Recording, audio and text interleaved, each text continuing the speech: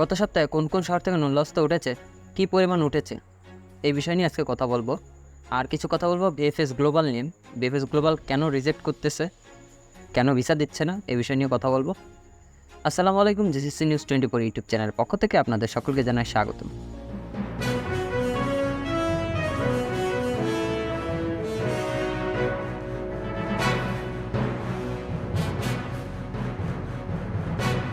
BFS global আপাতত যেই 6 তারিখের যে নোটিশটা দিয়েছিল এটাই এখনও বহাল রেখেছে, এখনও কোনো নতুন কোনো নোটিশ দেয় নাই। তবে নোটিশ আসবে, আর ওই নোটিশটা ছিল হচ্ছে যে তাদের ভিসা ফিটা তারা বাড়িয়েছে। এটা অলরেডি আমরা একটা ভিডিওতে জানিয়েছি আপনাদের। আগে যে ভিসা ফিটা ছিল তার থেকে কিছু পরিমাণ টাকা তারা বাড়িয়েছে, তো আপনাদেরকে একটু ভিসার ফির কস্ট একটু বেশি দিতে হবে। আর গত সপ্তাহে কিছু শহর থেকে নুলস্তা উঠেছে। এখন উঠেছে, অনেকেই প্রশ্ন করেন যে উঠছে কিনা। আমাদের কমেন্ট বক্সে অনেকে প্রশ্ন করতেছেন যে ভাই নুলস্তা উঠতেছে কিনা, বা কোন শহরে কত উঠতেছে, বা কোন শহরে উঠছে কিনা, এসব প্রশ্ন আপনারা কমেন্ট বক্সে প্রায় করেন। তো এখন নুলস্তা উঠাচ্ছে, সমস্যাটা নুলস্তা দিয়ে ভিসাটা হবে কি না, এটাই হলো বড় সমস্যা, এটা হলো বড় একটা প্রশ্ন। তো এখন জিজ্ঞাসা করতে পারেন কেন এই প্রশ্নটা হচ্ছে বিএফএস গ্লোবাল কিন্তু আগে একটা সময় আপনার 1 বছর আগেও দেখা যেত যে নুলস্তা দেখলে তারা মোটামুটি সব কিছু ঠিক থাকলে আপনাদেরকে ভিসা দিয়ে দিত।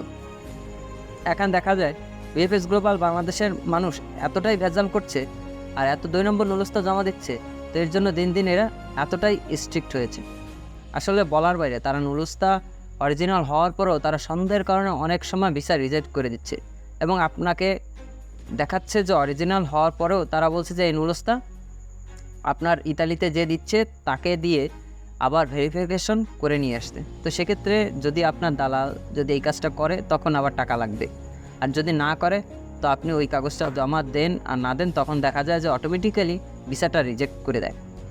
অনেকের পাসপোর্ট দেখা যায় 6 মাস 3 মাস ধরে আটকে আছে, এই কারণগুলোর জন্যই মূলত আটকে আছে। তারা মনে করছে এই নুলস্তাগুলো যেগুলো উঠেছে সেই নুলস্তাগুলি কোনো ঝামেলা আছে, বা আসার পরে মালিককে কাজ দিতে পারবে কিনা সেই সন্দেহ, বা অনেকে দেখা যায় যে ইটালি থেকে অন্য দেশে চলে যায়, সেই সন্দেহগুলো তাদের মধ্যে তৈরি হয়েছে। এই কারণে তাদের পাসপোর্ট জমা আছে বা সেগুলো দিচ্ছে না। কিন্তু এখনও আপনারা জানেন না কবে উঠবে কি উঠবে না।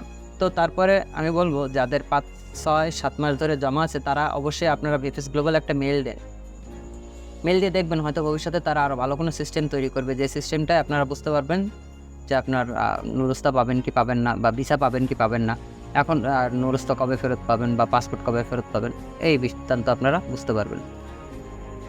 এখন আসি যে কিছু নুলস্তা উঠেছে, সেগুলো কোন কোন শহর থেকে উঠেছে। কাতানিয়াতে, লাতিনাতে, পাদুবাতে অনেক এগ্রিকালচারের নুলস্তা উঠতেছে। কসেনজাতে স্পন্সরের কিছু কাগজ উঠেছে। কাসেরতা, সালের্নো, আবেলোনো, লাতিনা, রোম শহরে প্রচুর পরিমাণে কাগজ উঠতেছে। এখন দেখছি বা অনেকে চেক করবেন বা দেখবেন যে এই যে এগুলো মনে হবে একেবারেই আসল নুলস্তা, কিন্তু আসলে না। এগুলা যে প্রচুর পরিমাণ কাগজ বেরিয়েছে, এগুলো আপনি একটু খেয়াল করে চেক করে দেখবেন নাপোলি থেকে বের হয়েছে। গত বছরের যে নাম্বার, ওই নাম্বার দিয়ে এই বছরের একদম হুবহু কপি বের করছে, এবং এগুলো হচ্ছে একেবারে ভুয়া। এখন আপনাদেরকে যদি এই ভুয়া নুলস্তা দিয়ে যদি টাকার জন্য প্রেশার দেয়, সেক্ষেত্রে কিন্তু আবার এই ভুয়া নুলস্তা বিএফএস গ্লোবালে যদি আপনারা জমা দেন, ভিসা হওয়ার সম্ভাবনা তো নেই, একদমই নেই, বরঞ্চ তাতে আপনাদের অনেক বড় ধরনের সমস্যা হতে পারে, বা ভবিষ্যতে আপনার অনেক বড় ক্ষতি হতে পারবে। দেখা যাবে কীরকম ক্ষতি, দেখা যাবে যে বিএফএস গ্লোবাল আপনি যদি এইভাবে ভুয়া নুলস্তা দিয়ে বারবার জমা দিতে থাকেন আর রিজেক্ট হন, তো একটা সময় তারা আপনাকে একটা মার্ক করে রাখবে, একটা রেড লিস্টে রেখে দেবে। পরবর্তীতে যখন আপনি আসল নুলস্তাও যদি দিয়ে দেন কিন্তু আপনার ওই রেড লিস্টে থাকার কারণে আপনি হয়তোবা আপনার আসল নুলস্তাটাও রিজেক্ট হয়ে যাবে, বা ভিসা আপনি পাবেন না। যার কারণে আপনারা একটু সাবধান হন, এই ভুয়া নুলস্তাগুলা একটু চেক করুন। চেক করে যদি ভুয়া হয় তাহলে সেটা বিএফএস গ্লোবালে জমা দেন না, নাহলে কিন্তু আপনারাই বিপদে পড়বেন। তো খবরটা আমাদের প্রবাসী ভাইদের জন্য খুবই গুরুত্বপূর্ণ, তাই আপনারা যারা দেখছেন তারা এখনই শেয়ার করে অন্যদেরকে জানার সুযোগ করে দিন।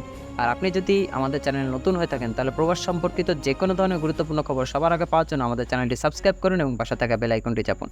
ধন্যবাদ সবাইকে, ভালো থাকবেন, সুস্থ থাকবেন, আল্লাহ হাফেজ।